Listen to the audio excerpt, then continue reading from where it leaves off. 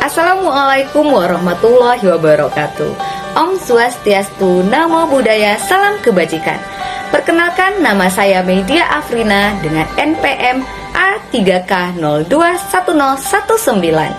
Video ini saya buat karena merupakan tugas dari mata kuliah Analisis Pengembangan Kurikulum dengan dosen pengampu Bapak Dr. Muhammad Kristiawan, MPD. Saya akan memaparkan tentang desain kurikulum. Dalam mendesain kurikulum, perlu memperhatikan beberapa hal yang menjadi landasan kurikulum, sehingga komponen-komponen kurikulum saling berintegrasi untuk menghasilkan pendidikan yang bermutu dan memiliki kompetensi sesuai yang diharapkan. Ada beberapa hal yang perlu dipertimbangkan dalam menata dan mengembangkan desain kurikulum dalam pembelajaran. Pertama, tujuan pembelajaran. Kedua, kegiatan pembelajaran. Tiga, metode pembelajaran. Dan keempat, evaluasi pembelajaran.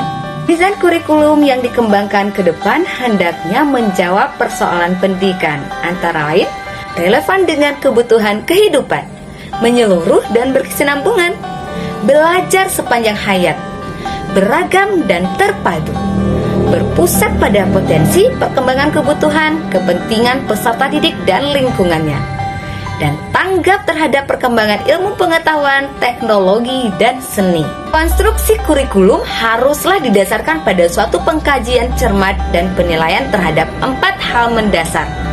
Hampir semua desain kurikulum dapat diklasifikasikan sebagai modifikasi atau kombinasi dari 3 kategori dasar. Pertama, Subject Center Design, desain berorientasi materi, yaitu suatu desain kurikulum yang berpusat pada bahan ajar. 2. Linear Center Design, desain berorientasi pada peserta didik, yaitu desain kurikulum yang mengutamakan peranan peserta didik. Dan ketiga, Problem Center Design, desain berorientasi pada masalah, yaitu desain kurikulum yang bertitik dari masalah-masalah yang dihadapi dalam masyarakat. Dalam buku Basic Principle of Curriculum and Instruction yang ditulis oleh Tyler tahun 1949, menyatakan bahwa mendesain kurikulum perlu mengidentifikasi 4 pertanyaan mendasar. Pertama, what educational purposes should the school seek to attain? Kedua, what educational experiences can be provided that are likely to attain these purposes? Ketiga, how can these experiences be effectively organized? Dan keempat, how can we determine whether these purposes are being attained? Orsten and Hankins tahun 1988 mengemukakan komponen kurikulum dapat diukur dengan berbagai cara. Namun, bagaimanapun bentuk desain kurikulum tersebut, semuanya merupakan modifikasi atau pengintegrasian 3 desain dasar. Pertama, desain yang terfokus pada bahan pelajaran. 2. Desain yang terfokus pada peserta didik. Dan ketiga, desain yang terfokus pada masalah. Kita akan membahas desain yang berpusat pada bahan pelajaran atau Subject Center Design yang terdiri dari desain subjek. Desain ini didasarkan pada suatu kepercayaan bahwa apa yang membuat manusia unik dan berbeda adalah akal mereka. Penelitian dan pencapaian pengetahuan merupakan pemenuhan alami yang bersangkutan dengan akal tersebut. 2. Desain disiplin. Dalam desain yang berorientasi pada disiplin, peserta didik dilibatkan untuk mengetahui logika dasar atas struktur masing-masing disiplin. 3. Desain berorientasi pada lapangan luas atau broad field design. Desain ini merupakan variasi lain dari desain yang terpusat pada peserta didik. Bagian yang terlibat di dalam desain yang berpusat pada bahan pelajaran terakhir adalah desain korelasi atau correlation design.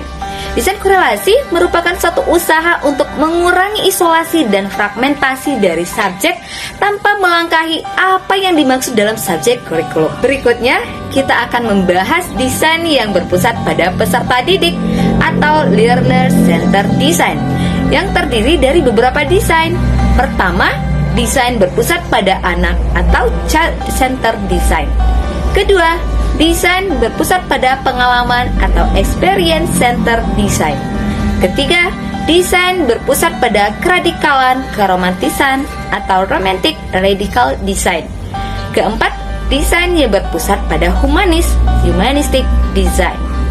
Terakhir, kita akan membahas desain yang berpusat pada masalah atau problem centered design.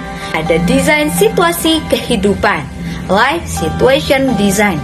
Dalam pengembangan desain ini, pendidik berusaha membantu peserta didik memperluas pemahaman dan memperdalam kemampuan mengeneralisasikan sesuai dengan dunia nyata.